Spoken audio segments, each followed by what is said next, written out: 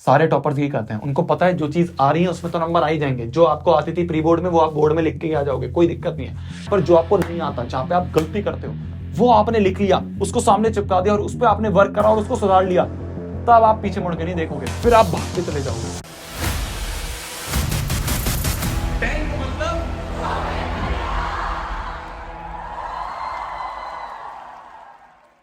राजा महाराजाओं के टाइम पे जो फाइनल जंग होती थी, फाइनल वॉर होती थी, वो ऐसे तो नहीं होती होगी सुबह उठे बिना नहाए धोए ब्रश करे चले गए और भाई साहब जीत के आ गए। ऐसा तो नहीं होता होगा। बहुत पहले से पूरी तैयारी होती होगी, बहुत पहले से अस्त्र इकट्ठे करे जाते होंगे, पूरी सेना तैयार करी जाती होगी और फिर उस सेना को लेके वो जाते थे और रणभूमि में जीत के आते थे। ऐसा ही होता होगा। तो आपके जो ये बोर्ड के एग्जाम है ना, ये आपकी फाइनल रणभूमि है, फाइनल जंग है, फाइनल वॉर है।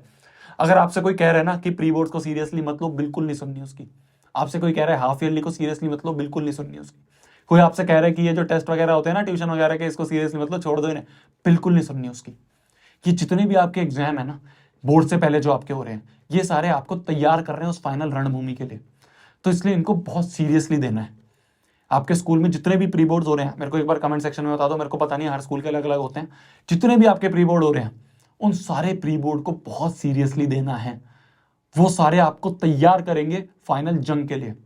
नंबर कम आ रहे हैं उससे फर्क नहीं पड़ता, फर्क इससे पड़ता है कि आप उसको अच्छे से यूटिलाइज कर रहे हो या नहीं कर रहे। आज की वीडियो में मैं आपको सारे एक्सपीरियंसेस, जितने भी पिछले 3-4 साल हो गए यार मेरे को यूट्यूब पे, लाखों बच्चे मैंने ऐसे जाते हुए देखे हैं जिनके 60% 70% नंबर आए थे, वो फाइनल बोर्ड एग्जाम में 98-99% लेके आए। तो मार्क्स मैटर नहीं करते हैं। उन्होंने वो एक्सपीरियंस को सुना जो मैंने बताया और उसको यूज करके अपने फाइनल रणभूमि के लिए, फाइनल एग्जाम के लिए तैयारी करी। तो वो सारे एक्सपीरियंसेस, वही सारे पॉइंट्स मैं आपको शेयर करूंगा। ज्यादा बड़ी मैं वीडियो नहीं रखूंगा, आपके पास भी टाइम कम है, जल्दी जल्दी से सारे पॉइंट्स मैं आपको बताता हूं। शुरुआत करते हैं आज की शानदार वीडियो की। सबसे पहली बात जो मैंने आपको बताई, प्री बोर्ड्स को बहुत सीरियसली लेना है। इसके मार्क्स जो आपको मिल रहे हैं उससे ये नहीं होगा। मैं आपको ये नहीं बोल रहा कि कुछ बच्चे सोचते हैं भैया यार अगर प्री बोर्ड्स में कम नंबर आए इसका मतलब ये भी है कि बोर्ड्स में भी कम नंबर आएंगे। ऐसा बिल्कुल नहीं है। मैंने आपको बताया 60-60 70-70% बच्चे वाले थे 95% लेके आते हैं बोर्ड के एग्जाम में। जिन बच्चों के 70% थे, मेरे भी ऐसे था यार, 70-80% थे प्री बोर्ड के एग्जाम में, मेरे 95% आए थे।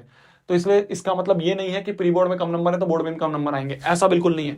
पर हाँ ये है कि जो आपके प्री बोर्ड के एग्जाम शीट आपको आएगी उसको एनालाइज अच्छे से करना है। वो मैं आपको बताता हूं अगले पॉइंट पे। मार्क्स कम आएंगे, ये मैं हर साल बोलता हूं बच्चों को। बच्चे बोलते हैं भैया यार प्री बोर्ड में मार्क्स कम आएंगे, क्या होगा क्या होगा। मैंने कहा बिल्कुल आएंगे, पहले ही सोच के बैठ जाओ। क्यों? इसके पीछे एक रीजन है, इसके पीछे एक लॉजिक है। लॉजिक ये है कि आपके जो भी प्री बोर्ड के पेपर होते हैं ना, वो स्कूल वाले चेक करते हैं, स्कूल के टीचर चेक करते हैं। तो स्कूल के टीचर ना थोड़ी हार्ड चेकिंग रखते हैं। इसलिए रखते हैं जिससे कि जब आपको आंसर शीट मिले और आप देखो कि यार यहाँ पे मैंने ये गलती कर दी थी, छोटी छोटी चीजों में गलती कर देंगे वो, छोटी छोटी चीजों में मार्क्स काट देंगे आपके। वो जरूरी नहीं है वो मार्क्स आपके बोर्ड में भी कटे, बट आपको वो तैयार कर रहे हैं, आपको पहले ही वो आग्रह कर रहे हैं कि भाई नहीं, ये छोटी छोटी चीजें ध्यान में रख लो, ये गलतियां आपको बोर्ड में रिपीट नहीं करनी। तो इसलिए आपके प्री बोर्ड की जो आपको आंसर शीट मिल रही है बहुत जरूरी है। मैं तो ये कहूंगा जब भी आपको आंसर शीट मिल रही है, बाकी बच्चे लगे रहेंगे कि यार तेरे कितने नंबर आए, मेरे कितने नंबर आए, नहीं।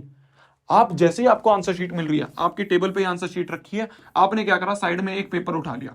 उस पेपर पे जितनी भी आपकी गलतियां हुई, जहां जहां पे टीचर ने गोले लगाया, वो सारी गलतियां यहाँ पे लिख ली कि भाई मैंने ये गलती करी, मैंने ये गलती करी, मैंने यहाँ पे ये ब्रैकेट नहीं लगाया, मैंने यहाँ पे अंडरलाइन नहीं करा, मैंने यहाँ पे डायग्राम में ये दिक्कत कर दी। वो सारे के सारे पॉइंट जो है वो आपने इस पेज में लिख लिए। चाहे आपका साइंस का पेपर मिला, आपको मैथ्स का पेपर मिला, नंबर कितने आ रहे हैं नहीं फर्क पड़ रहा, आपने उसको अच्छे से एनालाइज करा है, ये मैटर करता है। आपने साइंस का लिया, मैथ्स का लिया, इंग्लिश का लिया, एसएसटी का लिया, जितने भी आपके पेपर हुए हैं उन सबका आपने एक एक पेज बनाया और वो पेज लाके आपने इस पे लिख लिया जो भी आपकी गलती हुई थी, और उस गलतियों को आपके सामने आपने स्टडी टेबल पे चिपका लिया घर पे आके। सबसे बड़ी दिक्कत यही है बच्चों की कि वो सोचते हैं कि भाई नंबर कम आ गया, रोने बैठ गए। नहीं, एक बहुत ही मूल मंत्र आप ये मान लो मैं दे रहा हूं, ये खाली एग्जाम्स के लिए नहीं, पूरी लाइफ के लिए। जो आपको चीज आती है ना वो तो आ ही जाएंगी।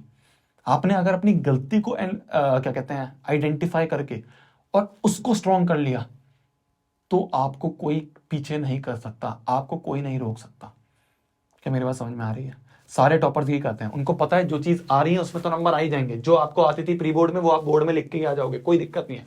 पर जो आपको नहीं आता, जहां पे आप गलती करते हो, वो आपने लिख लिया, उसको सामने चिपका दिया और उस पर आपने वर्क करा और उसको सुधार लिया, तब आप पीछे मुड़ के नहीं देखोगे, फिर आप भागते चले जाओगे। तो इसलिए कोशिश करो कि आपकी जितनी भी गलतियां है ना उसको एनालाइज करके, उसको आइडेंटिफाई करके सामने चिपकाओ और उसको जैसे जैसे आपको टाइम मिल रहा है उसको जल्दी जल्दी खत्म करो। उन सारी गलतियों को निपटाओ। आपके 3 प्री बोर्ड हो रहे हैं, 4 प्री बोर्ड हो रहे हैं, इन सारे जितने भी आपके प्री बोर्ड हो रहे हैं, इनमें जितनी भी गलतियां हो रही हैं सारी आइडेंटिफाई करके आपको सामने लिख लेनी है। आप सैंपल पेपर कर रहे हो, आप क्वेश्चन बैंक कर रहे हो, आपको लग रहा है कि ये बहुत ऐसी चीज है जो सिली मिस्टेक में बार बार रिपीट करता हूं, उसको सामने लिख लो कि अगली बार नहीं रिपीट करूंगा। एक बार गलती हो रही है कोई बात नहीं, पर उस गलती को आप रिपीट कर रहे हो तब आपकी गलती है, तब आप उसको सीरियसली नहीं ले रहे हो। तो इसलिए आपको जैसे ही आंसर शीट मिल रही है प्री बोर्ड्स की, नंबर कितने भी आ रहे हैं फर्क नहीं पड़ रहा, जो गलतियां हैं उसको आइडेंटिफाई करो और उस पर वर्क करो। ये सबसे मेन पॉइंट है। क्या मेरी बात समझ में आ रही है? आगे पॉइंट पे आते हैं। अगला पॉइंट ये है कि भैया यार सिलेबस हमारा अभी तक कंप्लीट नहीं हुआ है, फिर कैसे देंगे प्री बोर्ड्स? कोई बात नहीं, आपका 60% सिलेबस हुआ है। आप ये मान लो आपके लिए तो 60% ही है। मान लो आपके टोटल मान लो आपके क्वेश्चन पेपर में 30 क्वेश्चन थे, बट आपका सिर्फ 60% पेपर हुआ है। तो आपको जो आते हैं, जो आपके आते वाले क्वेश्चन हैं, जो आपको आते हैं, जो आपने कर रखे हैं सिलेबस, वो 24 क्वेश्चन का है। मान लो सिर्फ 24 क्वेश्चन थे जो आपने पढ़ रखा है, 6 क्वेश्चन अभी आपने पढ़े ही नहीं है, भूल जाओ उन 6 क्वेश्चन को। सिर्फ आपके लिए तो 24 क्वेश्चन वाला पेपर बना है। अब ये देखो इन 24 में से आप कितने कर पाए। अगर आप इनमें से सारे कर पा रहे हो अच्छे से, मतलब आपकी तैयारी बहुत अच्छी चल रही है। ठीक है, जरूरी नहीं है आपके प्री बोर्ड तक 100% सिलेबस हो रखा हो, बिल्कुल जरूरी नहीं है। आपका अगर 70% भी हो रखा हो, इस 70% में आप कितना कर पा रहे हो ये मैटर करता है। मान लो इस 70% में से आपसे सारे सवाल हो रहे हैं, बहुत बढ़िया, आपकी तैयारी बहुत अच्छी चल रही है। नहीं हो पा रहे कोई बात नहीं, उन गलती को आइडेंटिफाई करो, उसको रिवाइज करो, वापस अटेम्प्ट करो घर आके। क्या मेरी बात समझ में आ रही है? ये होता है स्मार्ट तरीका, ये होते हैं स्मार्ट स्टूडेंट्स जो गलतियों को आइडेंटिफाई करके उसको स्ट्रॉन्ग करते हैं। बच्चे होंगे कि यार भाई जल्दी जल्दी रात रात में जल्दी जल्दी सिलेबस कंप्लीट कर लेता हूं, 100% करके जाऊंगा मैं, तो नंबर उसके आ रहे हैं 40। आपको 70% आता था, आपने 70% अच्छे से कंठस्थ करा, उसको अच्छे से रिवाइज करा और आपके नंबर आए 70%, वो बहुत अच्छे हैं। क्या मेरी बात समझ में आ रही है? वो जो बाद के 6 क्वेश्चन है, अभी आप बहुत टाइम बचा है यार, दिसंबर जनवरी फरवरी बचा है। फरवरी में भी एंड में आके आपके बोर्ड के एग्जाम होते हैं, बीच में तो आपके वो इंग्लिश जो म्यूजिक होते हैं वो होंगे। मेन आपके जो एग्जाम होते हैं वो 27-28 से शुरू होंगे। तो इसलिए इसकी टेंशन नहीं लेनी है कि मेरा सिलेबस कितना हुआ है, कोई बात नहीं, कितना भी हुआ है, जितना अच्छे से हो रहा है उसको जाके उतने क्वेश्चन मानो मेरे लिए बने और उनको अच्छे से करो। क्या मेरी बात समझ में आ गई? भगाना नहीं है सिलेबस, ये नहीं सोचना मैं तो रात भर में 4 कोई चैप्टर निपटा दूंगा, रात भर में 5 चैप्टर निपटा दूंगा, नहीं, जितना आता है उतना अच्छे से करके वो एग्जाम देके आओ। क्लियर? आगे बढ़ते हैं अगले पॉइंट पे। अगला पॉइंट ये है कि आपके जितने भी ये प्री बोर्ड हो रहे हैं ना, इनको एज अ ट्रायल लो। एज अ ट्रायल मतलब जैसे फॉर एग्जाम्पल मैं आपको बताता हूं, कुछ बच्चे सोचते हैं मैथ्स का पेपर मैं पीछे से करूंगा तो ज्यादा नंबर आएंगे, सोचते हैं ऐसे बच्चे। वो सारे ट्रायल बोर्ड एग्जाम में मत लो। ये नहीं कि फाइनल बोर्ड एग्जाम में जाके आप सोच रहे हो आज मैं पीछे से करके ट्राई करता हूं। भाई बोर्ड एग्जाम है, फाइनल चीज है। जितने भी आपके प्री बोर्ड हो रहे हैं ना, मान लो आपके एग्जाम में आपके स्कूल में 2 प्री बोर्ड हो रहे हैं, तो आपने एक प्री बोर्ड में पीछे से करके देखा, एक प्री बोर्ड में आपने सेक्शन ए से करके देखा, आपने देखा कि मैं इसमें अच्छा कर पा रहा हूं, तो अब फाइनल बोर्ड एग्जाम में ये वाला करेंगे। ठीक है, कि भाई जितने भी शस्त्र हैं वो सारे चला के देख लिए, जो सबसे बेस्ट वाला है उस वेपन को यूज करूंगा फाइनल बोर्ड एग्जाम में। आपके प्री बोर्ड मान लो 2 हो भी नहीं रहे, तो आप सैंपल पेपर तो करोगे घर पे बैठ के, तो उन सैंपल पेपर को एक को पीछे से करके देखो, एक को आगे से करके देखो, एक को बीच से करके देखो, एक को सेक्शन सी फिर डी फिर ए फिर बी फिर ए, इस तरह से करके देखो। जो आपको लग रहा है जिसमें आप अच्छे से टाइम मैनेज कर पा रहे हो, जिसमें आप अच्छे से कर पा रहे हो पूरा पेपर, उसको उठा के बोर्ड एग्जाम में यूज करो। ये होता है स्मार्ट तरीका सोचने का। क्या मेरी बात समझ में आ रही है? तो आपके जितने भी प्री बोर्ड हैं सारे हिट एंड ट्रायल इसमें आपको कर लेने हैं। जितने भी आप सैंपल पेपर कर रहे हो सारे हिट एंड ट्रायल आपको इसमें कर लेने हैं। Final board exam hit and trial नहीं है, उसमें तो जो सबसे बेस्ट चीजें हैं उसको उठा के वहां पे जाके करके आना है। क्या मेरी बात समझ में आ गई? इससे ज्यादा मैं आपको बताऊंगा नहीं यार, आपके पास भी कम टाइम है। ये सारी चीजें थी जो आपको ध्यान में रखनी है। कम नंबर आ रहे हैं कोई बात नहीं, उन पे वर्क करो और अच्छे नंबर आ जाएंगे फाइनल बोर्ड एग्जाम में, ये गारंटी है। मैंने ऐसे ऐसे बच्चे देखे हैं जो बहुत कम नंबर लेके आए थे, बाद में जाके वो अच्छे नंबर लेके आते हैं। तो घबराना नहीं है, टेंशन नहीं लेनी है। डर लग रहा है कोई बात नहीं, बहुत अच्छी बात है। मेरे पास बहुत मेल आते थे बोर्ड एग्जाम से पहले पिछले साल आपके सीनियर्स के कि भैया यार बोर्ड का एग्जाम है भैया, बहुत टेंशन हो रही है, सिलेबस तो पूरा हो चुका है बट फिर भी और टेंशन हो रही है। वही बच्चे होते थे जब एग्जाम के बाद मेल करते थे, भैया बहुत अच्छा गया, 95 आ गए, 98 आ गए। तो इसलिए चिल, कोई बात नहीं। डर लग रहा है अच्छी बात है, डर नहीं लग रहा है वो डर की बात है कि भाई मैं तो बिल्कुल टेंशन फ्री हूं भैया, वो डर की बात है। डर लग रहा है अच्छी बात है। आपको एग्जाम में अच्छे से सब चीज याद आ जाएगी। बच्चे सोचते हैं भैया अभी तो सब चीज पढ़ ली, एग्जाम में भूल गया तो क्या होगा। नहीं होता ऐसा। वो लगता है हमें कि हम सब चीज भूल रहे हैं, पर एग्जाम में जो इतना प्रेशर होता है ना, उस प्रेशर में सब चीज याद आ जाती है।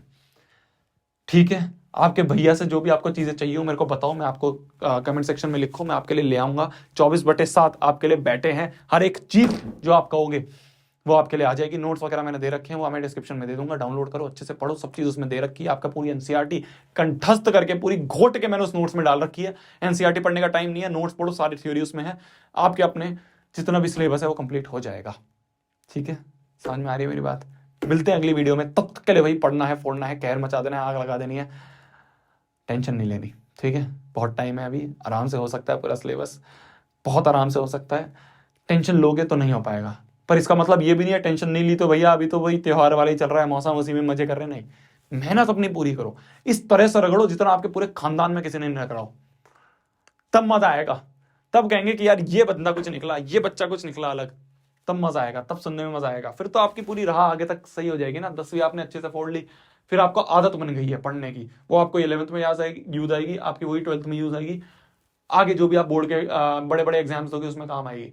तो आदत बना लो मेहनत करने की, वो आपने बना ली तो आपका पूरा आगे का जीवन बहुत अच्छे से कटेगा। मिलते हैं अगली वीडियो में, कोई और चीज चाहिए मेरे को बताना। अब जाओ यूट्यूब बंद कर दो और पढ़ाई कर लो, ठीक है? बहुत हो गया, कभी रील स्क्रॉल करने लग जाओ, शॉर्ट स्क्रॉल करने लग जाओ, नहीं, अब जाओ पढ़ाई करो। बाय, मिलते हैं अगली वीडियो में, बाय बाय बाय बाय।